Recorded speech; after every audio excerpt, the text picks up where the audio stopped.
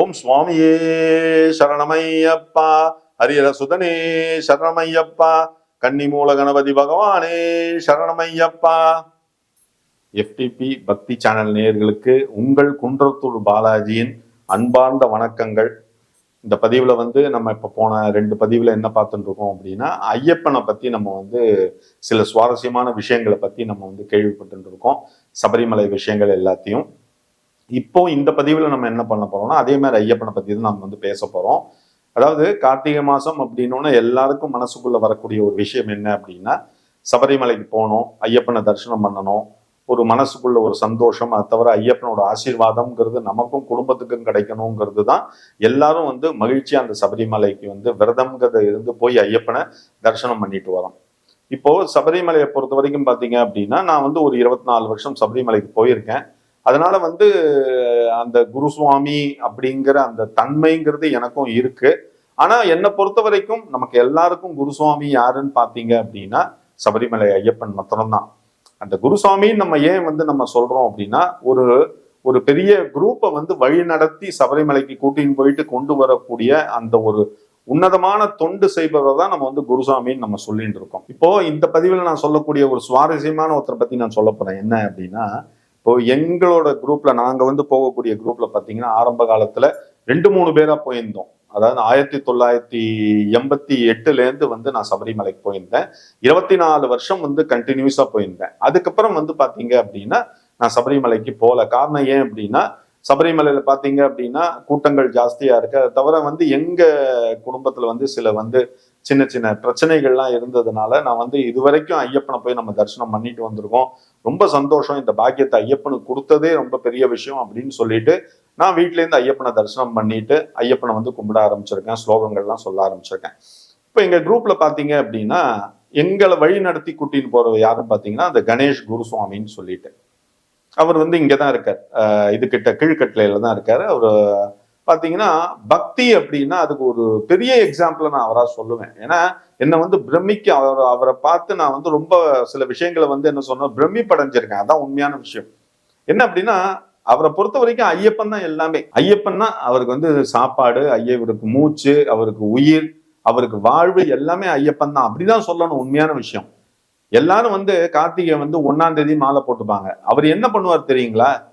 கார்த்திகை மாசம், அதாவது நவம்பர் மாசம் வரத்துக்கு முன்னாடியே பாத்தீங்கன்னா அக்டோபர் மாசம் இறுதியிலேயே அவர் மாலை போட்டுருவார். மாலை போட்டுட்டு அப்படியே அந்த விரதம் போயிட்டே இருக்கும். பாத்தீங்கன்னா பெரிய பாதை, அதாவது பெரிய பாதைன்னு சொல்லக்கூடிய அந்த பெருவழியில போய் ஐயப்பன்ட்ட மகர ஜோதியை பார்த்து முடிச்சுட்டு வீட்டுக்கு வந்துட்டு 20-22 தேதிக்கு மேலதான் ஜனவரி மாசம் அவர் மாலையே கைட்டுவார். விரதம்னா அவர்கிட்ட நம்ம கத்துக்கணும். என்னடா அவர் குரூப்ல இருக்கிற பத்தி இவரே பெருமையா சொல்றாரு. ஏன்னா இது ஐயப்ப பக்தர்கள் தெரிஞ்சுக்கணுங்கிறதுக்காக சொல்றேன். அதுதான் வேற எதுவும் இல்லை. அதாவது விரதத்தை அவ்வளவு ஸ்ட்ராங் பண்ணுவார் அந்த கணேஷ் குருசாமின்னு சொல்லிட்டு.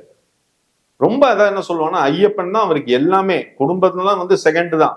ஐயப்பன்னா எனக்கு ஐயப்பன் என்ன சொல்றாரோ அதை தான் செய்வேன். அப்படி ஒரு வழி நடத்தி கிட்டத்தட்ட பாத்தீங்கன்னா அவரு மலைக்கு போனதை நம்ம கவுண்ட்ல வச்சுக்கவே முடியாது, கணக்கே பண்ண முடியாது. காரணம் ஏன்னா ஒரு வருஷத்துல அவர் 5 தடவை 6 தடவை சபரிமலைக்கு போவார். பெரிய பாதை ஒரு தடவை தான் போக முடியும், பெரிய பாதை ஒரு தடவை தான் போவார். மற்றபடி சின்ன பாதைங்கிறது அவர் ஒரு வருஷத்துல பாத்தீங்கன்னா டோட்டலா ஒரு 5 தடவை 6 தடவை சபரிமலைக்கு போயிட்டு வந்துடுவார். எனக்கு தெரிஞ்சு இது வரைக்கும் அவர் 150 தடவைக்கு மேல கிராஸ் பண்ணியிருப்பார் சபரிமலைக்கு போயிட்டு வரத. அது தவிர சில வருடங்கள் அவர் சென்னையில இருந்து சபரிமலைக்கு நடந்தே போயிருக்கார். அந்த மாதிரியான ஐயப்பன் மேல ஒரு விகரசான பக்தி. எல்லாமே எனக்கு ஐயப்பன் தான் அப்படின்னு சொல்லிட்டு. ஏன் சொல்றேன்னா, ஐயப்பன் அவருக்கு எந்த குறையும் வைக்கல. இப்ப அவர் பாத்தீங்கன்னா பேரம்பேத்திகளோட சௌக்கியமா இருக்கார். இப்பவும் என்ன சொல்வார்னா, எனக்கு எவ்வளவு கஷ்டங்கள் வந்தாலும் ஐயப்பா நீதான் எனக்கு கஷ்டத்தை கொடுக்குற, அதே கஷ்டத்தை நீதான் நிவர்த்தி பண்ணணும். என்னை கார்ல போக வைக்கிறதும் என்னை பிச்சை எடுக்க வைக்கிறதும் உன்னோட விஷயம்தான். நீ எது கொடுத்தாலும் நான் சந்தோஷமா ஏத்துக்கிறேன் அப்படிங்கிற ஒரு மனோபாவம் கொண்டவர் தான் வந்தவர். எதுக்கு சொல்றேன், ஐயப்பன் இருக்காங்கிறது லைவ் எக்ஸாம்பிளா நாங்க ஒரு விஷயத்துல பார்த்தோம். நாங்க சபரிமலைக்கு ஒரு தடவை யாத்திரை போறோம். எங்க குரூப்ல எல்லாரும் போறோம். அப்ப இந்த குருசாமிக்கு ரைட் ஹேண்ட் நானு, ஏன்னா அக்கௌண்ட்ஸ் எல்லாம் நான் தான் பார்ப்பேன். லெஃப்ட் ஹேண்ட் ஒருத்தர் இருக்கார், சவுந்தரராஜன் சொல்லிட்டு எங்க குரூப்ல வர்றார். அவர் லெஃப்ட் ஹேண்டு. அவர் தான் எல்லாமே பார்ப்பார், இருமுடி சம்பந்தமான விஷயங்கள் எல்லாத்தையும் பார்ப்பார். அப்ப நாங்க சபரிமலை கிளம்புறோம். அப்பெல்லாம் நாங்க என்னன்னா கார்த்திகை 1ஆம் தேதி மாலை போட்டு ஜனவரி 5ல இருந்து 9 தேதிக்குள்ள டிக்கெட் புக் பண்ணிடுவோம். டிக்கெட் புக் பண்ணி நேர கோட்டயம்ல போய் இறங்கிட்டு அங்கேருந்து ஒரு வேன் பிடிச்சி எரிமேலி போயிட்டு அங்க நம்ம எரிமேலியில போய் பேட்டை துள்ளிட்டு அங்கேருந்து நடக்க ஆரம்பிப்போம். நடக்க ஆரம்பிச்சு கிட்டத்தட்ட பாத்தீங்க அப்படின்னா 1.5 நாள் 1.25 நாள் அந்த 48 மைல் நடந்து சன்னிதானத்துல போய் நாங்க தரிசனத்தை முடிச்சுட்டு நைட் அங்கேயே ஸ்டே பண்ணிட்டு அடுத்த நாள் காத்தால நெய்யபிஷேகம் பண்ணிட்டு எல்லாரும் கீழே இறங்குவோம். இறங்கும் போது என்ன அப்படின்னா நம்பியார் குருசாமி வரக்கூடிய அந்த புல்மேடு வழியில இறங்குவோம். அது வந்து கொஞ்சம் ரிஸ்கான இடம், அந்த இடத்துக்கு ஜாஸ்தி இறங்க மாட்டாங்க. நாங்க அந்த வழியா வருவோம், ஏன்னா கூட்டம் கம்மியா இருக்கும்னு. ஏன்னா அங்க வந்து அந்த டவுன்ல பாத்தீங்க அப்படின்னா ஜீப் இருக்கும் நிறைய. அந்த ஜீப்ல ஏறினோம் அப்படின்னா நேரம் அவங்க குமுளி பார்டர்ல கொண்டு போய் விட்டுருவாங்க. அங்கேருந்து நாங்க வந்து சென்னைக்கு பஸ்ஸை பிடிச்சி வருவோம். இதுதான் எங்களோட பிளான் செட்டப் எல்லாமே. அப்போ நாங்க ஒரு 13 பேர் போயிருக்கோம். 13 பேர் போய் தரிசனத்தெல்லாம் முடிச்சுட்டு எல்லாரும் ரிட்டர்ன் இறங்குறோம். இறங்கி ஜீப்ல எல்லாரும் புக் பண்ணிட்டோம். 13 பேருக்கும் ஒரே ஜீப் புக் பண்ணிட்டோம். கேரளால ஒரு என்ன சொல்லுவாங்க, ஒரு பயங்கரமான விஷயம் என்ன அப்படின்னா அந்த ஜீப் சேசிங். அது உண்மையா சொல்றேன், நம்ம வீட்டுக்கு கொண்டு வந்து சேர்க்கறது ஐயப்பனோட ஆசீர்வாதம் தான். அது உண்மையா நான் சொல்லுவேன். ஏன்னா ஜீப்பை வந்து அவங்க அசுரத்தனமா ஓட்டுவாங்க. ஒத்தனை மாத்தி ஒத்த முந்திண்டு போய் கும்பலியில விட்டுட்டு அடுத்த ட்ரிப் அடிக்கிறதுக்காக ஓடி வருவாங்க. ஆனா டிரைவிங் வந்து அவ்வளவு பக்காவா இருக்கும். நம்ம தான் பயப்படுவோமே தவிர அவங்க பிரேக் செட்டப் எல்லாமே பக்காவா வச்சிருப்பாங்க. ஆனா நமக்கு வந்து உசுர் போய் உசுர் வந்துடும் குமுளியில கொண்டு விடுறதுக்குள்ள. அப்போ நாங்க எல்லாரும் ஜீப்ல ஏறி இருக்கோம். ஏறி எல்லாரும் ஜீப் கிளம்பி போயிட்டு இருக்கும் போது எங்க குரூப்ல வந்து அந்த சௌந்தரராஜன்ங்கிறவருக்கு வந்து யூரின் நடக்க முடியல. அவர் வந்து அப்படியே என்ன சொல்லுவாங்க, அந்த யூரின் பை ஃபுல்லா ஆயிடுது. அவர் வந்து முணங்குறாரு. நாங்கெல்லாம் போய் சொல்றோம், அந்த டிரைவர்கிட்ட சொல்றோம், ஐயா ஒரு 2 நிமிஷம் நிறுத்துங்கய்யா, அவர் யூரின் போயிட்டு வந்துட்டேன், அவரால் அடக்க முடியலையா, பாவம் இது ரொம்ப கஷ்டப்படுறாரு ஐயா, அவருக்கு வந்து உடம்பெல்லாம் என்னமோ பண்ணுதுன்னு சொல்லிட்டு அழுக ஆரம்பிச்சுட்டாரு. அப்ப நாங்க கேட்கிறோம், அந்த டிரைவர் ஒரு வார்த்தை எங்கள்கிட்ட சொல்றான், சாமியை நடுவுலாம் நிறுத்த மாட்டோம், கீழே கும்பலியில் தான் நிறுத்துவோம், அது வரைக்கும் அவர் அடக்கின்னு உட்கார சொல்லுங்க அப்படின்னு சொல்லிட்டு விரட்டுறாங்க இந்த ஜீப். அந்த ஜீப் விரட்டின்னு போறான். சத்தியமா நீங்க நம்பினா நம்புங்க, இந்த இடத்துல ஐயப்பன் இல்லைன்னு நீங்க எப்படி சொல்லுவீங்க? அவர் கண்ணை மூடிண்டு ஐயப்பா ஐயப்பா ஐயப்பான்னு அழுகிறார். ஏன்னா அவரால் அதை கண்ட்ரோல் பண்ண முடியல. அவருக்கு என்னமோ பண்ணுது, உடல் உபாதைகள் வந்தது. ஏன்னா யூரின்லாம் வந்து நம்ம கண்ட்ரோல் பண்ணக்கூடாது, ஒரு லெவலுக்கு மேல கண்ட்ரோல் பண்ணா டேஞ்சர். அப்போ வந்து அவர் அந்த அந்த வருத்தத்துல அந்த மன வழியில ஐயப்பா ஐயப்பா ஐயப்பான்னு துடிக்கிற. நம்பினா நம்புங்க சார், டக்குன்னு வண்டி ஆஃப் ஆச்சு சார். எனக்கெல்லாம் அப்படியே இருப்பாங்க சொல்லும் போது கூட உடம்புலாம் புல்லரிக்குது. என்னன்னா வண்டி அப்படியே ஆஃப் ஆயிடுது. ஆஃப் ஆனோம்னா எங்களுக்கு ஒண்ணுமே புரியல. நாங்க எல்லாம் ஒரு நிமிஷம் நிதானிச்சு யோசிக்கிறதுக்குள்ள அந்த சவுந்தருங்க அந்த சுவாமி இருக்காரு பாத்தீங்களா, என் தொடை மேல காலை வச்சு என்ன ஒரு மிதிச்சு வெளியில ஜம்ப் பண்ணினார். ஜீப்ல இருந்து ஜம்ப் பண்ணிட்டு வேட்டியை தூக்கி கட்டின்னு ஓடுறாரு அந்த ஓரமா. அவருக்கு வந்து யூரின் போறதுக்கு அடக்க முடியல போறார். இவன் டிரைவர் இறங்கி என்ன பண்றான், மேல வந்து அந்த இதை கைட்டு பேனட் எல்லாம் பார்த்துட்டு எந்த இடத்துல ப்ராப்ளம் அவங்களால கண்டுபிடிக்கவும் முடியல. அவன் வந்து பார்த்து முடிக்கிறதுக்குள்ள இவர் வந்து யூரினை போயிட்டு நேரம் வந்துட்டார். வந்துட்டு வண்டியில ஏறி உட்காந்து ஒரு 5 நிமிஷத்துக்கு கழிச்சு அவன் கீ போடுறான், வண்டி ஸ்டார்ட் ஆயிடுச்சு சார். அப்ப இறங்கும் போது நாங்க சொன்னோம், அந்த மலையாள டிரைவர்கிட்ட சொன்னோம், எவ்வளவு ஒரு மனசாட்சி இல்லாத செயலை நீ செஞ்ச. ஒரு மனுஷன் வந்து அவ்வளவு கஷ்டப்பட்டு யூரின் போகணும், கஷ்டப்பட்டு அவ்வளவு துன்பத்துல இருக்காரு, வண்டியை நிறுத்தாம நீ போன, ஐயப்பன் இருக்காங்கிறத காமிச்சிட்டான்ல. உண்மையா சார், எனக்கு என்ன பண்ணனே தெரியல. ஐயப்பனை நினைச்சு அப்படியே எனக்கு மெய் மறந்து போயிட்டேன். அந்த இடத்துல வண்டி எப்படி ஆஃப் ஆச்சுன்னு யாருக்குமே தெரியல, இன்னைக்கு வரைக்கும் தெரியல.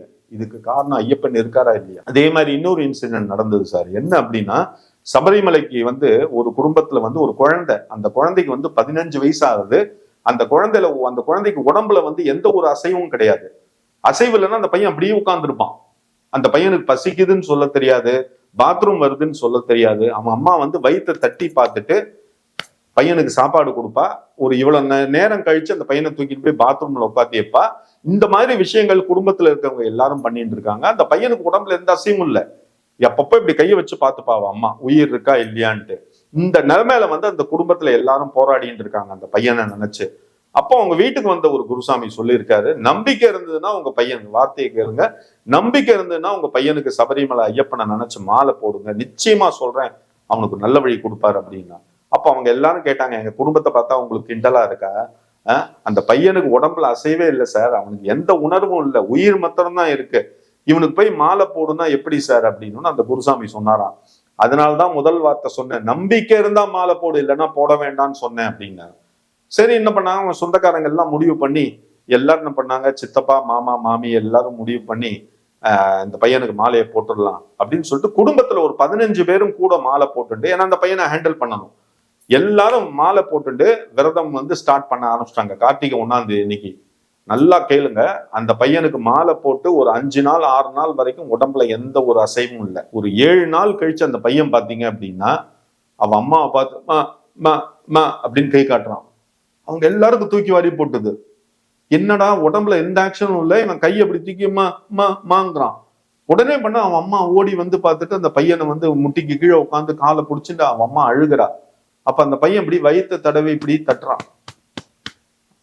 யோசிச்சு பாருங்க, உடம்புல எந்த அசைவும் இல்லை, எந்த உணர்வும் இல்லாத ஒரு பையன், ஒரு குழந்தை, அவன் வந்து வயிற்றை தட்டி எனக்கு பசிக்குதுன்னு காட்டுறான். அப்புறம் அவன் அம்மா வாயில எடுத்து விட்டுறான். அவன் அம்மாவோட கண்ணை பார்த்துட்டே வாயில் அந்த சாதத்தை சாப்பிட்றான் அந்த பையன்.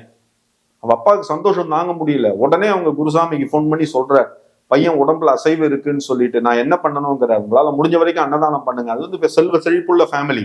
அவர் டெய்லி 1000 பேருக்கு அன்னதானம் 48 நாளும் பண்றேன்னு சொல்லிட்டு இருக்கிறதெல்லாம் செலவழிச்சு ஃபுல்லா பண்ண அந்த பையனை சபரிமலைக்கு கூட்டின்னு வந்தாங்க சார்.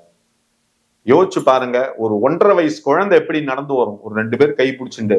அது மாதிரி அவங்க சொந்தக்காரங்க 2 பேர் கை பிடிச்சிட்டு இருக்காங்க. அந்த பையனை இருமுடி கீழே விழாம இருமுடிய தலையில வச்சு இப்படி கட்டி இருக்காங்க. அந்த பையன் அந்த நடந்து வரும்போத அவங்க அந்த கதையை சபரிமலையில எல்லாரும் அங்க இருக்கிறவங்கள்ட்ட சொன்ன உடனே அந்த நியூஸ் வந்து காட்டு தீ போல சபரிமலையில பரவி அந்த குழந்தைய நிக்க வச்சு எல்லாரும் காலில் விழுந்தாங்க சார். அந்த 15 வயசு குழந்தைய எல்லாரும் காலில் விழுந்து விழுந்து நமஸ்காரம் பண்ணினாங்க.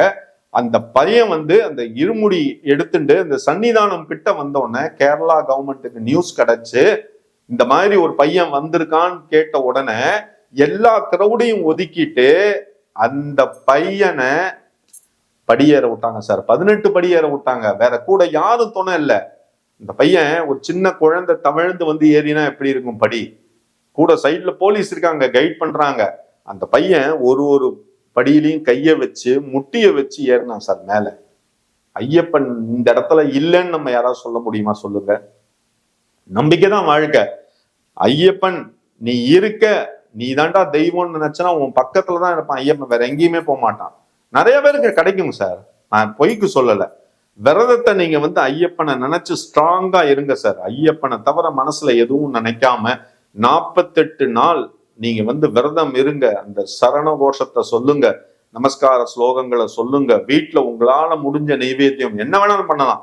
கல்கண்டு, திராட்சை பழம், எது வேணாலும் வைக்கலாம். இல்லையா வெறும் சாதத்துல கொஞ்சம் தயிரை ஊத்தி நைவேத்தியமா வைக்கலாம் சார். ஐயப்பன் ஏத்துப்பார். இந்த மாதிரி 48 நாள் விரதம் இருந்து நீங்க மனசுல ஐயப்பனை நினைச்சுட்டு நீங்க இருமுடி கட்டி மலை ஏறிட்டு வாங்க சார். வீட்டுக்கு வந்தோன்னு உங்களுக்கு நல்ல விஷயங்கள் காத்திருக்கா இல்லையான்னு பாருங்க சார். நிச்சயமா நடக்கும் சார். நேர்களே, இந்த பதிவு உங்களுக்கு ரொம்ப பிடிச்சிருக்கும்னு நினைக்கிறேன். நீங்க இதை பார்த்தோட நிறுத்திக்காதீங்க. உங்களோட ஃப்ரெண்ட்ஸ், ரிலேட்டிவ் எல்லாருக்கும் ஷேர் பண்ணுங்க. உங்க கூட இருக்கக்கூடிய சக ஐயப்பமார்களுக்கும் இந்த பதிவை வந்து நீங்க தாராளமா ஷேர் பண்ணுங்க. அவங்களும் பார்க்கட்டும், அவங்க குடும்பத்தாரும் தெரிஞ்சுக்கிட்டோம், ஐயப்பனோட மகத்துவம் எல்லாத்தையும் தெரிஞ்சுக்கிட்டோம். ஐயப்பனோட ஆசீர்வாதம்ங்கிறது எல்லாருக்கும் டிஃப்ரெண்டா கிடைக்கணும். இந்த நிகழ்ச்சியை பார்த்துட்டு இருக்கவங்க அனைவருக்கும் advance happy new year 2026 wishes. அதனால நீங்களும் உங்க குடும்பத்தாரும் சகல சௌபாகியத்தோட, நீண்ட ஐஸ்வர்யத்தோட, தேகபலத்தோட, பாதபலத்தோட, நீண்ட ஆயுள் ஆரோக்கியத்தோட, எந்த ஒரு நோய் நொடியும் இல்லாம ஐயப்பனோட ஆசீர்வாதத்தால தீர்காயுசா இருக்கணும்னு ஐயப்பனை பிரார்த்தனை பண்றேன். உங்கள் குன்றத்தூர் பாலாஜியின் அன்பார்ந்த நன்றிகள், வணக்கங்கள்.